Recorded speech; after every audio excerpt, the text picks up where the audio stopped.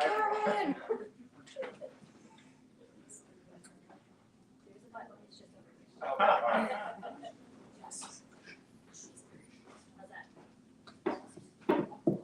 Is this something happening? Okay, great. Okay, can everybody hear me? Like in the back, maybe? Okay, I see nods. That's great. Hi, it's great to see you all. Welcome to the first reading of our 26-27 season. Like 2 seconds ago, we were just saying to each other, this seems like it's such a good crowd tonight. A lot of you are here, great energy, so yeah, thank you for being here. We're excited. So before we begin our reading, we're super excited to have Grace McGovern and Chris Watkins. Just want to give a few shout outs. So first, to those of you who are members of the St. Louis Poetry Center, thank you. If you're interested in becoming a member, you can find info back there at that table or on our website. Thank you to the Missouri Arts Council, to the Regional Arts Council, as well as to the Focal Point, this very cute venue that we're all sitting in. Some upcoming St. Louis Poetry Center events. This Saturday is Sip and Scribe, which is a new thing we're doing. You basically just hang out, you sip things, and you write. And it's great. It's at the High Low. It's in partnership with Slice. After that, if we look ahead to kind of the end of September, Sunday workshop on September 27th with Kristen Emanuel.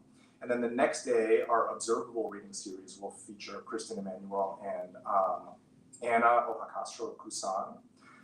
Thank you, as always, to Aaron Quick, our executive director, who's chilling back there.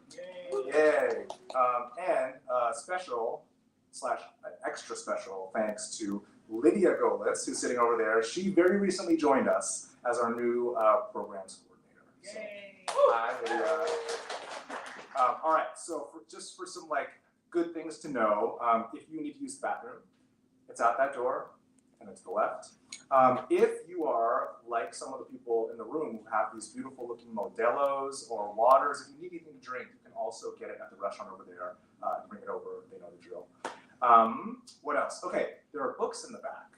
So if you're interested in buying Chris's book, which I think you all should be, those are back there. You can get them afterwards. And please see Chris directly. We're not Yeah. people. So Yeah. all money will go straight to Chris. Yeah. Thank you. Hi to our Facebook Live / YouTube audience. Okay, and then a new thing. So Mac and I have been curating this for exactly a year now. We were just talking about that. A year ago was the very first one we did together. So we started doing a few new things, one of which is we love when people are coming for the first time. So if you are here at a Poetry at the Point reading for the first time, just give a wave. Oh, that's Oh, wow! Oh my gosh, okay, beautiful. Wow, that's great, Okay, well, welcome. Thank you so much for being here. We also, after we hear from our two readers, we will all hang out in these chairs here and just have a conversation, have a Q&A. And so if you have questions, or if as you're listening and enjoying, if questions come to mind, we would love to hear your questions as well. We could be part of the conversation. Okay, yeah. Okay, now I get to do the fun part. We have some big news. So if you follow Andy and I on Instagram, you might have heard that Andy won the 2026 Barry Spacks Poetry Prize, which means that his collection, Like a Golden Spike, is forthcoming from Gunpowder Press in January of 2027. So the last time that we did this was in April, and it's really looks cute up here while I'm like, what do I do with my hands? So the last time we did this in April, Andy was so kind to want to read one of my poems for my thesis because I had just graduated, and he read my last poem for my thesis. And so I'm going to read the first poem from his collection tonight. Self-Portrait as Creature. Inside me swims a yellowtail amberjack, water whip, salt spear, jeweled arrow cutting the sea for its bed of vinegared rice. Inside me is a yellow jacket frenzy, its fury chorus, my grinding teeth, my anthem often confused for some humming background machine. Inside me is a yellow python that kills by breathtaking and prefers to be alone. Its coiled muscles, more nest than fist. Most find it repulsive, and now so do I.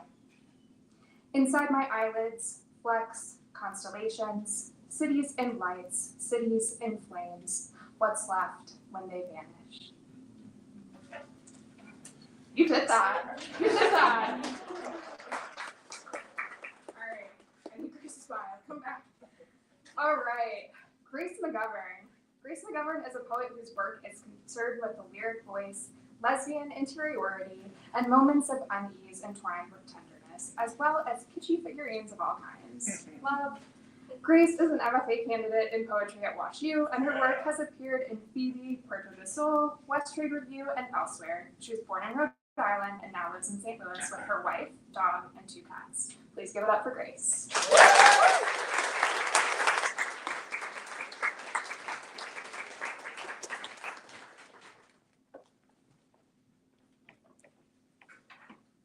Thank you all for being here. I see so many people I love. I'm just going to start reading. Girl Icarus. Father said it was time to go, so we did. I whispered my farewells to his turned back. I am not stupid. I knew how this must end. Really, I was ready. Enough of eyes, enough of hands. I knit my wings with beeswax and string. To knit is to craft with a tongue poked out. To knit is girlish. Father warned me how the world worked, but it worked differently for me. See, a string sewed me to the sun. The string was prophesized, and so I believed it. When I went to rip the stitch, there was nothing there, and so I fell. I fell quietly. My body made the sound of a whistle only dogs can hear. They looked at me with cocked heads. I waved, made a face, the kind of face one puts on for babies. I love you, I said with my face. Goodbye. Men were in the fields, and they did not look up. I did not want them to. This was my first prayer, and the fates granted it. I looked at the men with evil eyes, stuck my tongue out, became a child. The men were moving cool piles of dirt. They were wiping brows, patting each other's backs. They were tired men in a field, and I was an invisible girl in the sky. In this way, I could love them for a time. The sky stretched as I fell. This was my second prayer because, in the end, I wanted a little more time. I danced indulgently, let my clothes fly off. In the air, my breasts became as ugly as my kneecaps. The wind was unlike hands. It was like silk. It was like cold water. No more wings, but the beeswax stayed, honeyed down my arms, 2 swathes shimmering. I swam through the air in great strokes. Butterflies kissed each soft pocket of fat. Birds offered their wings, but I wanted only song. They obliged. They cooed one big goodbye.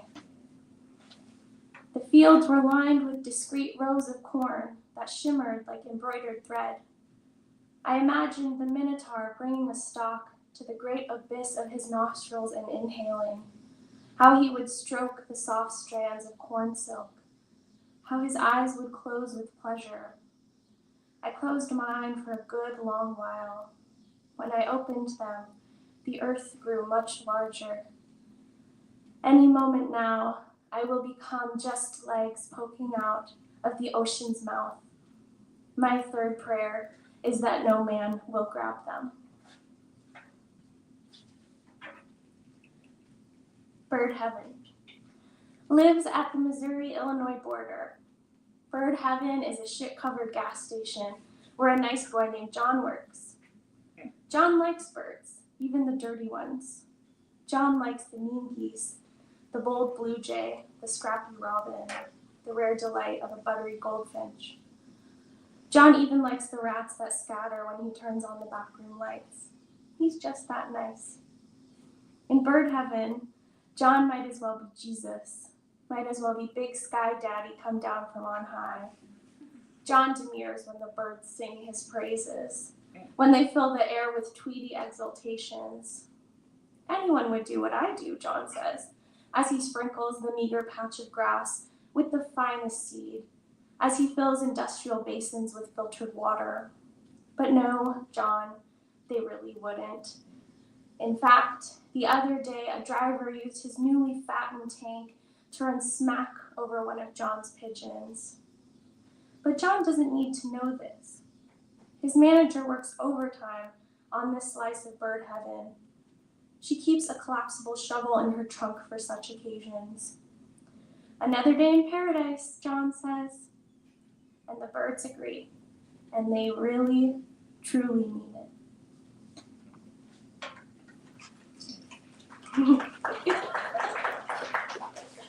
This one's from my wife, Karen. My wife has held blue babies, has placed them in plastic-lined boxes. She told me a name once, in secret. It's tucked in my cheek. I whisper it to my wife as she sleeps. I look at her with big eyes, as if to say, I will forget nothing. The hospital pays my wife to walk the woman and her baby to their respective doors.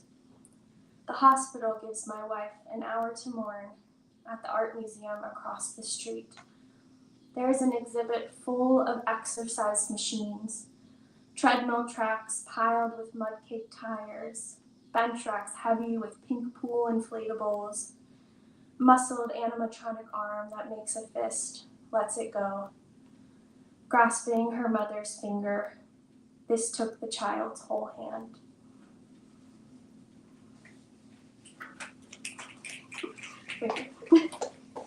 Pet portraits. There's a tick burrowed in my cat's fur.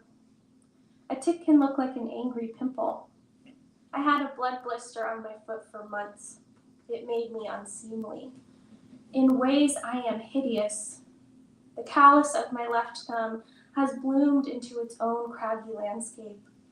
Clerks push it into ink at the DMV, hold it fast to their pads of official paper. My cat often emerges from her litter box with gray granules stuck to her hind. She is also unseemly, although secretly, because she is beautiful. My cat has olive yellow eyes and pure white fur that is always soft. She is very, very small. The vet remarks on this. The vet thinks she has a perfect face, and I say thank you. A finely tapered tweezer is used to remove the bloated tick.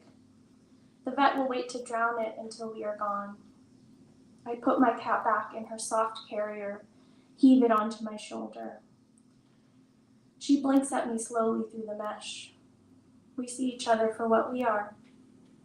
My cat will be mean to me for the rest of the day, and I will love her for it. They sent a dog to space. We know this, but it bears repeating. They sent her to space because she was small and unloved, although they came to love her. Many people came to love her, but still, they sent her to space because something had to be sent to space.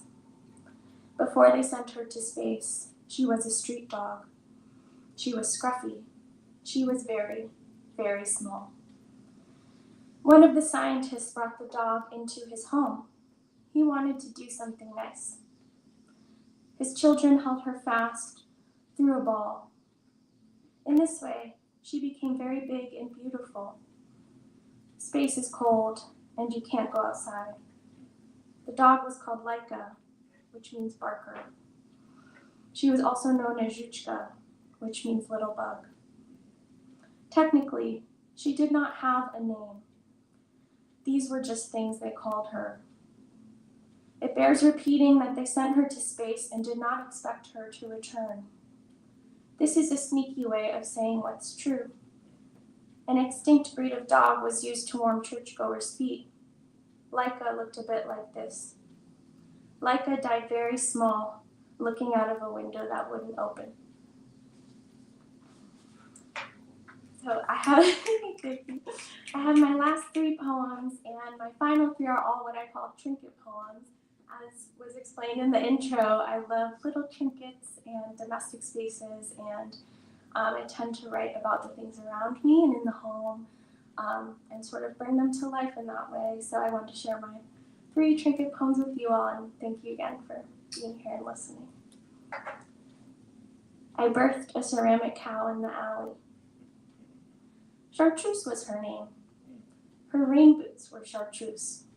She was a brown cow. In this way, an ordinary cow. I should say calf. She was all baby coming out. Before her birth, she came to me in a dream. I was sleepwalking through the garden section, and there she was, half off, a total steal. She had cow eyes. This is not a good descriptor, but it's true. Her eyes went this way and that. They took in all of me and everything besides. I woke from the dream in an alley, the stink of garbage all around. My labor was over. She was already clean of the insides of me. Chartreuse folded herself up in my lap. I thought about crying out. She blinked at me with wet eyes, a ceramic butterfly on her back. My baby already had her own baby to look out for. Imagine that. I produce filtered water. My aquarium keeps me company. 2 goldfish don't kiss. Once, I got a pedicure involving tiny fish. They ate my feet clean. No, really, down to the bone. Oops, the pedicurist said. She gave me a coupon. No problem. I needed a new start anyway. Anyway, my aquarium needs a deep clean. The rubber plants have browned like bananas. I was born for this, I whispered to my aquarium. Don't be afraid. Slowly, I ferry it to the kitchen sink. I dump, I slough, I scrub. I bring a toothbrush to its gasping interior. Each pebble gets a kiss from me. Then it's time to cry. Many images flash before my mind. Diet infomercials on box TVs, empty school bus seats, mean men I have known. A forgotten cup at the funeral, its lipstick rim. My father watching the sky turn, mouth opening and closing. All my perfect childhood dogs, all their big wet eyes.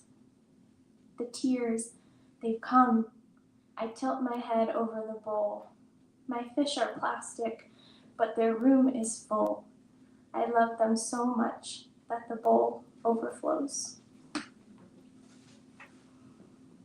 Heart child. Mother got married in church. She had big sleeves, as was the style. She winked at everyone, all, hi, hello, can you believe it? Her bouquet, a tulip the size of her torso. It caused a stir, abundance. Father stood in a quiver at the altar. When it was time to kiss, they leaned their mouths together slowly and with great pleasure. Then a wet pop, I appeared, mass of red porcelain. 2 hard halves merged at the seam. I slid out as mother and father pulled their joined mouths apart. The church was quiet as church. I was just happy to be there. I smiled up from the marble ground. When I say I smiled, I mean my chambers beat wildly. A miracle, father cried. No, really, he was crying. Fat tears hit my heart face. Mother said nothing. She was looking at her mother, who was scowling at the wedding brochure's curly font.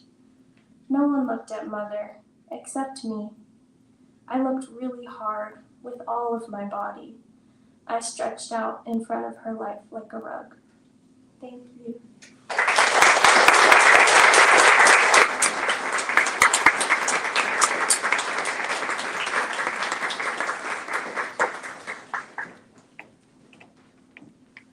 Thanks, Grace. Okay, so next up is Chris Watkins. Chrysanthemum, aka Chris Brooke Watkins, is a trans poet, environmentalist, and the author of The Drag Gospel of Queer Jesus, Saturnalia Books 2026. That's the one that's back there. Chris graduated from Florida State University with her PhD in poetry and a concentration in eco-criticism, poetic forms, and gender studies. a Sundress Publications and Elk River Writers Fellow, and a finalist for the National Poetry Series. Her poetry has appeared in such publications as Only Poems, Poetry Magazine, Ecotone, and the Academy of American Poets Poem a Day series, among others. Please help me welcome Chris Watkins.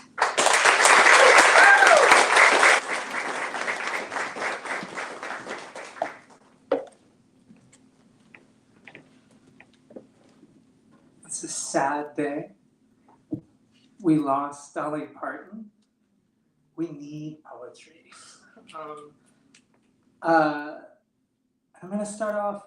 I'm kind of disappointed that Dolly never got to go on Drag Race as a huge Drag Race fan. So I'm going to start off with a Drag Race poem in honor of Dolly Parton. This one is called We're All Born Naked and the Rest is Drag, which is a RuPaulism. Look me in the eye and call me a fag. This skirt will still look good on me. We're all born naked and the rest is drag. Laugh at my makeup, point out my bag, tell me I'm only good on my knees. Look me in the eye and call me a fag. This body was born with the art of the brag. I'm the prettiest, handsomest, glamorous she. We're all born naked. The rest is a drag if you shop in one section, live like a tag on your least favorite shirt, spill the real tea. Look yourself in the eye when you call me a fag. Baby, I'm not your mother and don't mean to nag, but deep in your pockets, don't you agree that we're all born naked and the rest is drag? Then pull up your panties, pin up your wig, put on a skirt and come follow me. I'll look you in the eyes, fly you a new flag, because we're all born naked and the rest is drag.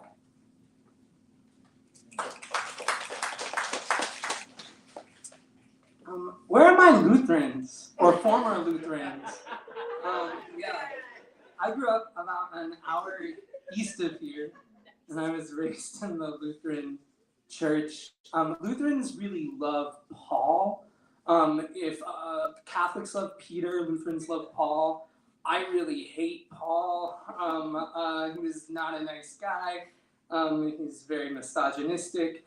So I thought it would be really fun to write a poem called The Apostle Paula, in which I put Paul in drag, which is what this poem does. And it starts out with a quote from 1 Timothy 2:9-10, which is one of those letters that Paul wrote where he was just like, let me write to an entire culture, because that's like something that we do. And so this quote goes, likewise, I want women to adorn themselves with proper clothing, modestly and discreetly, not with braided hair and gold or pearls or costly garments, but rather by means of good works, as is proper for women making a claim to godliness.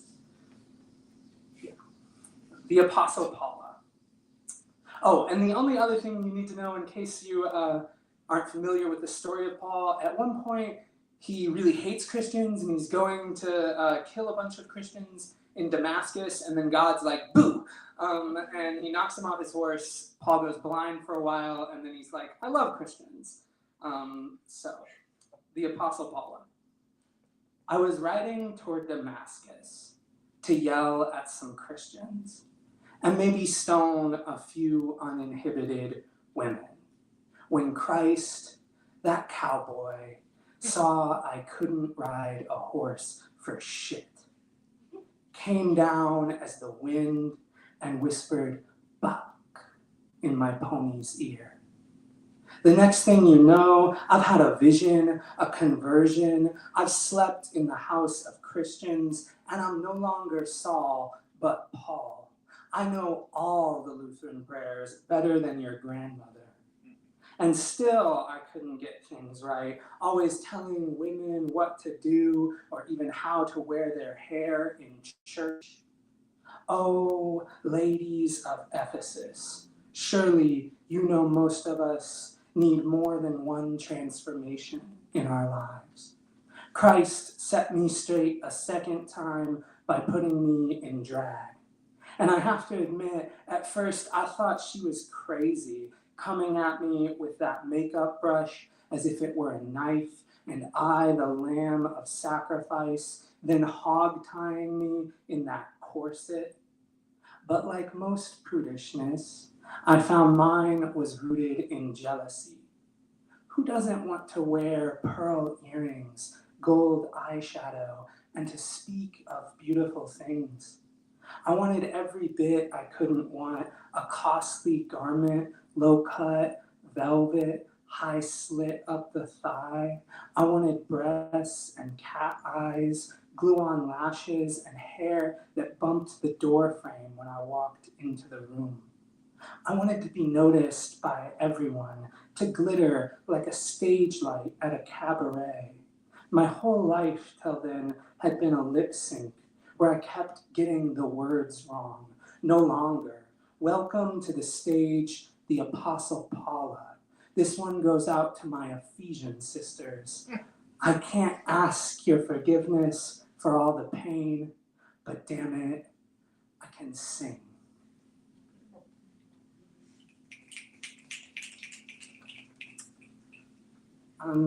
This one is what I like to call a true story. I do very much like to spend time in the woods. I know I look snatched as hell right now, but I do like to spend a lot of time in the woods. And so, yeah, this one, the title sort of runs into the first line, so I'm just gonna read it that way. I like to shit in the woods because it feels good. Feminine, to squat over a hole I dug with my own orange shovel. Because there is none of this symbol versus this one. Because a bear has never told me you do not belong out here. Because mosquitoes bite my bare ass the same as anyone else's. Because I, like any other animal, from blue whale to protozoa, must excrete. Because behind a tree is more discreet and less politicized than any stall I've ever entered. Because in the forest, I have no shame for the bare branch of my body. Because in the darkest brambles of the forest, I am not afraid.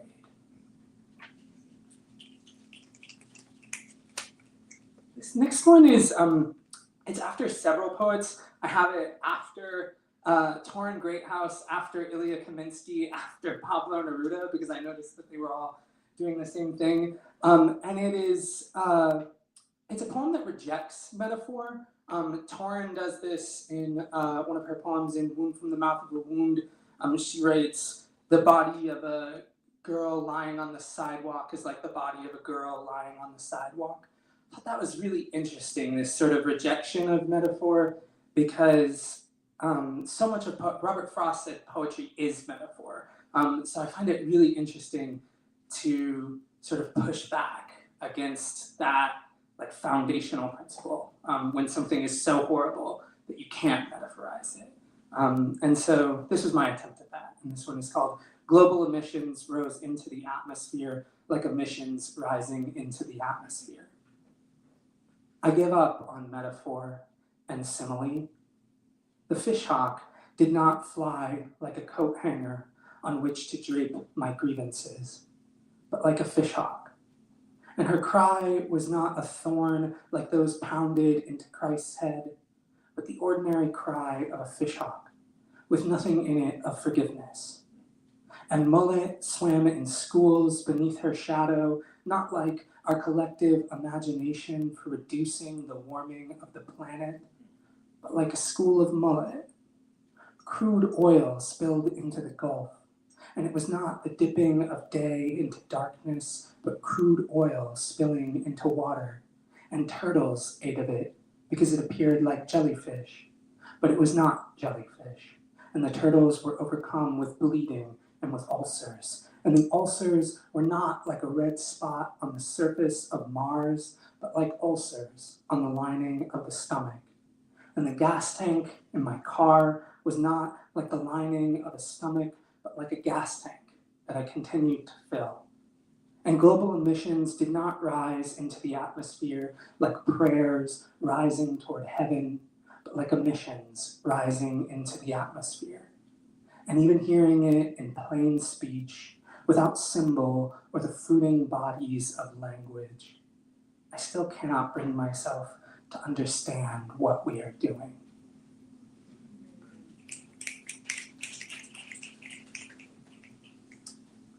So I live in Florida now, veritable paradise that it is for trans people. And I love Florida. I love Florida so much. The place, we were talking about that at dinner tonight.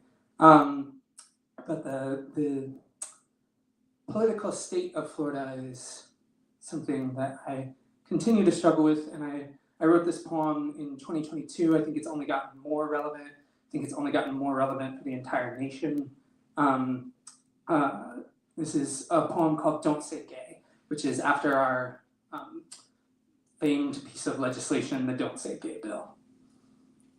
Say other, say problem, say sinner, say Sodom, say Gomorrah, say fire, say faggot, say hellfire, say brimstone, say Satan, say fallen, say pitchfork, say pit of fire, say furnace, say flame, say flamer, say flamboyant, say swish, say lisp, say suspicious, say limp wrist, say wide-shouldered, say stubble, say throat, say apple, say wrong voice, say wrong walk, say wrong place between the legs, say unnatural, say genital, say pervert, say invert, say mama's boy, say tomboy, say boy, boy, boy to a grown woman, say good friends, say roommates, say fad, say phase, say ahistorical, say a race, say dead, say body, say corpse, say Giando, say blunt force trauma to the head, say found in her bed, say found after 3 days, say headline, say obit, say academic article,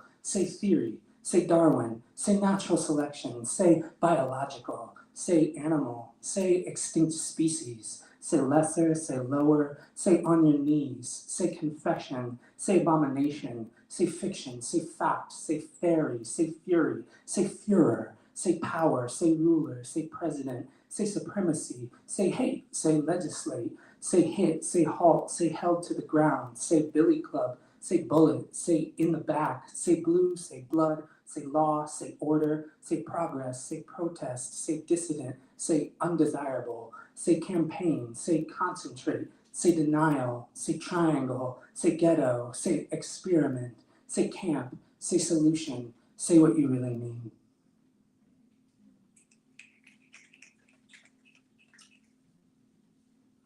And this next one, I'm really interested in form, and a lot of this book is in received form. This one is a sonnet. I love the sonnets so much. And I really think of form as a sort of drag. And this sonnet tries to spell out sort of that idea of how received form, which is just any form that has been used by poets for years and years, how received form can be a kind of queerness.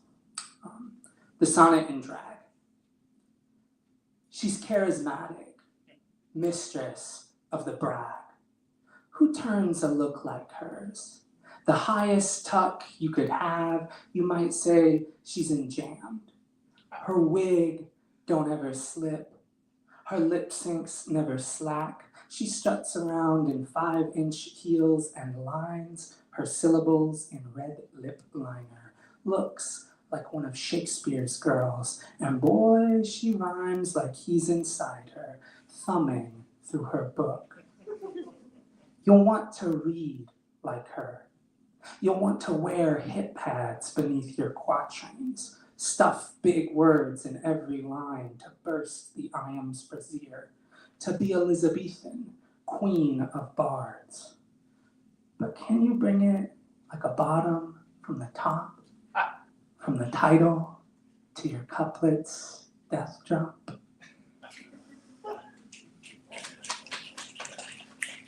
And this is the title poem of the collection. It's after well, it's after two things. It's after a amazing drag performer called Gay Jesus, who I was like really inspired me a lot. And then it's also after Christ's Beatitudes, when he goes up on the hill and he's like, "Blessed are the meek, for they will inherit the earth." Jesus, you'll love him. If you don't know his work, he's really great. Yeah, the drag gospel of queer Jesus. Blessed be the cross-dressers, the switch-hitters, the glittered and the glam. Blessed be the limp-wristed and the woman who lies with woman. Blessed be those who hunger and thirst for some, for they will get some. Blessed be butch. Blessed be the touch of zero clippers on a fade. Blessed be the kai-kai makers. Blessed be shade. Blessed be lashes and liner and wigs. Blessed be the fags. Blessed be the fruits, the gender fucks, the queers. Blessed be they and them and theirs. Let everything on earth that is consensual bring honor to the Lord. Blessed be the safe word of the leather daddy in his basement. Blessed be the fashion statement, the poofy sleeves, the high-rise pants. Blessed be the lipstick on every trans girl's lips. Blessed be hip pads and binders and breasts. Blessed be ass and everything inside it. Blessed be Puck and all fairies of the wilderness. Blessed be each genderless bird and tree. Blessed be anyone who is persecuted in the name of me for who they are or the way they dress. Theirs is the queendom of heaven. Thank you, y'all.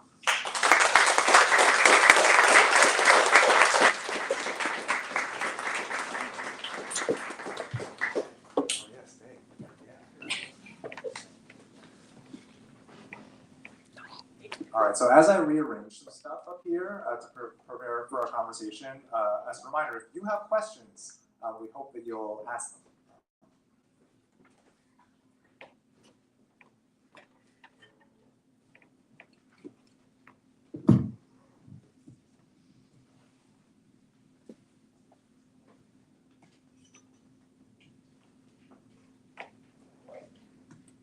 Can we get a round of applause for these two guys? My God.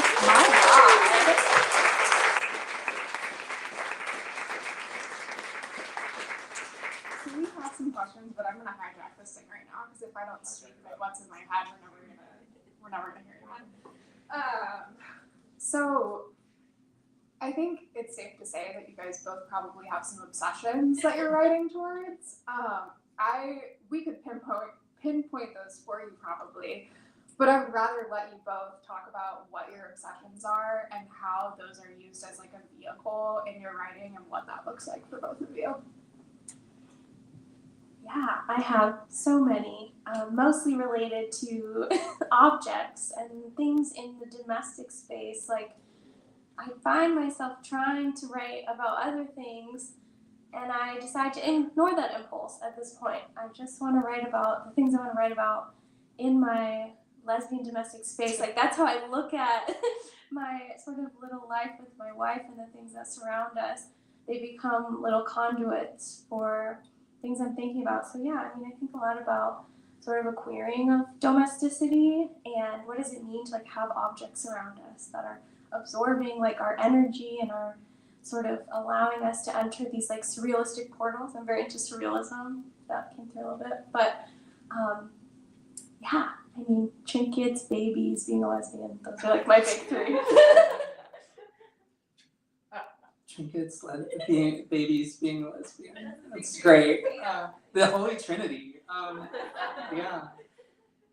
I'm really obsessed with, in this book at least, I'm really obsessed with Drag Race. I have a kind of compulsive, Drag Race helped me come out a lot, so I think that was a big one for me. And then I went to Lutheran school for far too long. Sorry, Mom and Dad. To not, have an obsession with the Bible. I think whenever I'm struggling to write a poem, I always end up writing about Eve and apples. and every apple is very significant in my mind. But I think this book, it took a lot to smush those together. I really love the way that each of you read about animals and about nature. So I'm wondering if you could just talk about, like, what is it that you think draws you to writing about that? What's your relationship to nature and animals?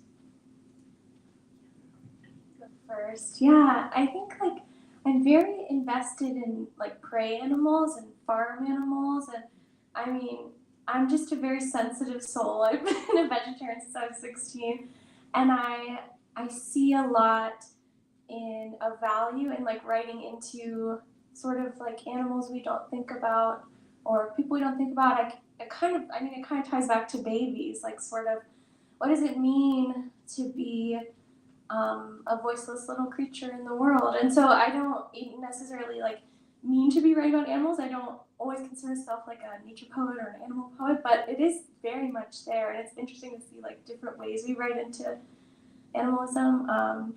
But yeah, I love my cows. I love my little deer trinkets, and it's like I can't help but write poems about them. There's nothing conscious going on. I just have to write them. I actually work in the Office of Sustainability at FSU, so I do think I intentionally write a lot about nature. I'm on the board of directors for Apalachicola Riverkeeper, which is the organization that protects the largest river by volume in Florida. And I do think, like, when I'm teaching or when I'm writing, I think about, like, do words really do anything, like, in the world? And I have to remind myself sometimes that they do. I think in Florida, there's some really good examples. Marjorie Stoneman Douglas's book got the Florida Everglades protected. Rachel Carson got DDT banned from the United States. I mean, words do have actual physical power in the world. And I think, not that my little poems are going to do that, but I think they do have, on a smaller level, a physical impact in the world. And I strive toward that, at least. Does anyone out there have a question? Yeah. Chris, I really like this. It's for you, but Gracie, it's for you. I really like what you said about the form as drag. Do you feel that depending on the form you're using, you feel differently stepping into that form, or is it just sort of stepping into the form is the performance? So I think for me, particularly really Western forms are really a kind of drag to me. Like if drag is putting on a traditional beauty product or doing your hair and trying to be beautiful in this really received way, to critique that, I think I try to do a similar thing with the received form. And so I think especially like the sonnet, the villanelle, the sestina, those feel really draggy to me. I have other poems in this book that are in received forms, like the Pantoum, or have a burning haibun in here. I have haiku and tonka. Those still feel somewhat like drag to me, but they feel less so, I think, just because the Western canon has like thrown them in my face less. And so I do approach them differently, but I'm a bitch who loves forms. Like I love every kind of form that there is, and I think they're just so much fun to play with. So in that way, they're all like drag. Like drag is fun with gender, and form is just like fun with words. No notes. No, that's beautiful. And I just wanted to remark anyway, I love, like, as a fellow poet, like hearing you talk about poetry, it's so exciting to like be so intentional with form and queering form. So nothing to add, but beautiful. I feel like this is a good question for you too, though, because you're particularly interested in the lyric, right? Talk about that a little bit. Yeah, it's sort of been an interesting evolution. I feel like I didn't even really know what the lyric meant. Like I feel that I just started my MFA last year, and I was working for almost 10 years in between. So whatever I was learning was really like self-taught. I'm just finding things I like. I didn't really understand what lyric meant. I'm like, isn't that just what a poem is? So it was really exciting to think about like the lyric I, like what am I particularly bring to the page? What do I value on an aesthetic level and a sonic level that I find beautiful, but also how can I disrupt that? I've been playing a lot more with like Germanic language and words that are like sort of more brusque, and I'm really into like weird little parables right now with like bird heaven. So it's been really exciting to figure out when I want to break that and when I want to cleave to it, because lyric poetry is very important to me. Like I love like Murray Howe. I love like a beautiful, really like lyric, eye-centric, confessional poem. So I want to sort of like, but I'm still, trying out different things. So it sort of was the default, I think. And then I had a word for it, and I was like, oh, that's kind of what I'm doing. Let's try to do something different sometimes. Anyone else out there have a question?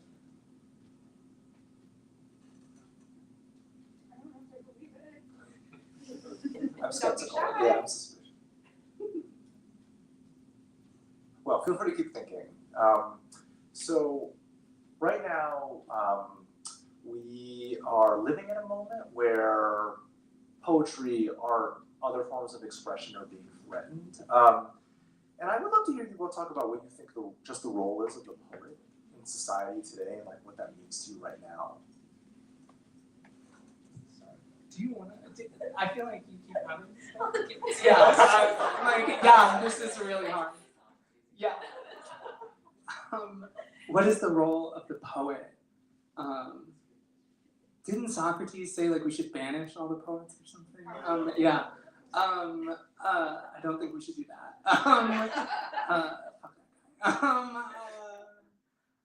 I think that poets do have a really, like I said, I think I think words can affect action in the world. I've been a teacher for far too long to not think that my students, when they read something really impactful, that it does make them want to do something, or it gives them hope in something. And so I do think that we have, I don't know if it's like a mission or whatever as poets to write about things that really do matter, but I think that can look different for different people. Like I would argue that like your like domestic poems are doing that in a different, like it doesn't have to be, we don't all have to be as outright political as like somebody like June Jordan. Some of us need to be, some of us need to be June Jordan. But I think there is a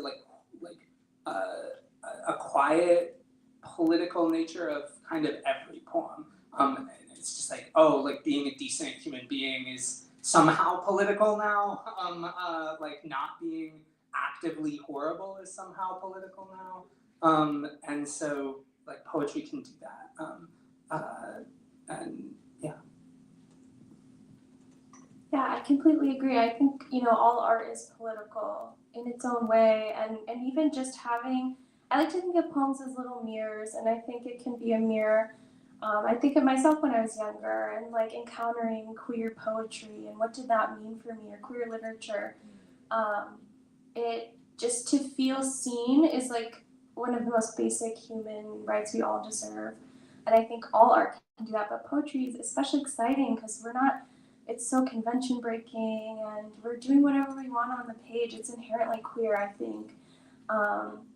So I think it's essential to have joy also, and to see yourself seen. I see my own words on the page. I'm like, I existed to create this, and that can be very life affirming. But of course it's a yes and like other things must be, it's like improv. But yeah, that's.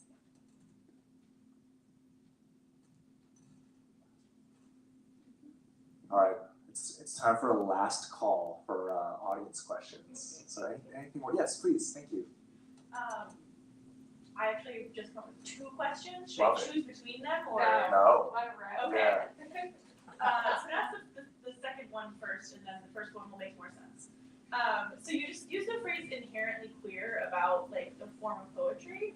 And I'm wondering, like, what does it mean for either of you to do gender in poetry? Like, whatever that might mean to you. And then the second question kind of expands upon that a little bit.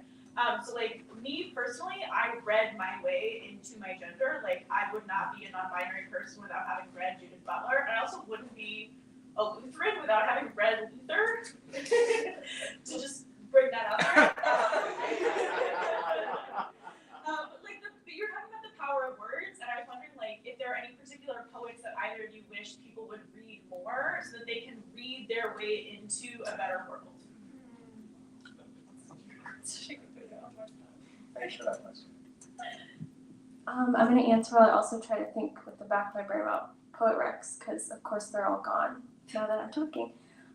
Yeah, I've been thinking a lot about like my reader. Like, what does it mean, capital R reader? Who am I concerned with reading my poetry? And like, if I call my lover my poem handsome, if I like use he, him, like they understand it's a lesbian poem. Like I'm less concerned with like a straight cis het heteronormative audience. And I think it's really freeing to like write into that and be like, some people might not understand all my poems are like lesbian poems. They're coming from this place of like, it's so inherent to my art, I think, because it forced me to like understand myself so much better. I'm much less concerned if people don't understand that. And I think that can be very freeing. So maybe that's more from like a writer perspective. I can't think of any writers right now, but maybe I'll talk to you after. They're in there. I've been reading a lot, but trying to read a lot of lesbians. But I love Adrienne Rich. I don't know, that's the only thing. Adrienne Rich is great. I definitely get the like writing yourself into a gender. I think for me that happened and didn't happen. I think I wrote this book while or a lot of the poems in it. Some of them, a lot of them came after, but a lot of the poems that started this book, I wrote as I was coming out. And so I think this book does have a really different, it has a really different feel than what I'm writing now. Whereas like now I think I've been trying to actively think of my reader as a queer reader. And I do think that one thing that I think I struggled with this book was, like who is my reader? Who reads poetry anymore? And I do think I struggled trying to find a voice where I was like, okay, my reader is queer and they, or at least they understand what I'm talking about. You know, like when I say we're all born naked and the rest is drag, they know that that's RuPaul. And maybe I have to give them a few hints that is so, but it took me a while to get there, I think. And as far as poets who helped me with that, Torrin, who I mentioned, Torrin Greathouse, definitely helped me with that. Kat Fitzpatrick helped me a lot with that. Her book, her novel in sonnets, The Call Out, is just an amazing story of messy trans women in New York, and it won the Lambda, and I feel like not enough people have read it, and I think you all should read it. It won the Lambda for fiction, because they just like do weird shit like that. But it is just a novel in sonnets.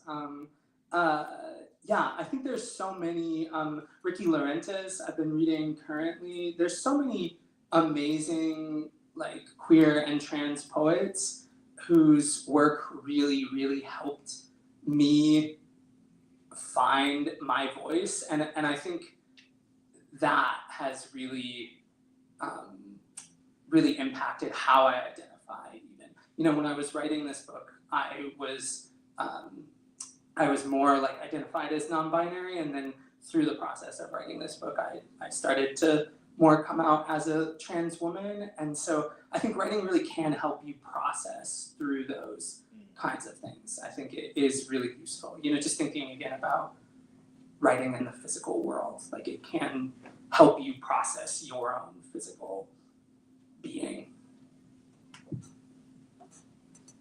All right, we're gonna start wrapping it up. Something that we like to do before we close out is Gather Some Paradise, where we talk about any art you've been interacting with that you enjoy. I will give you time to think by going first. I have two. So I have recently been re-listening to Renee Rapp's album that she released last year, Bite Me. And I have to admit, I listened to it at the time and I was like, this is a dud. This is a dud. This isn't it. And then I re-listened to it and I was like, no, this slaps. This is actually so good. I don't know what changed in me to get to that point, but something did, like a switch flipped.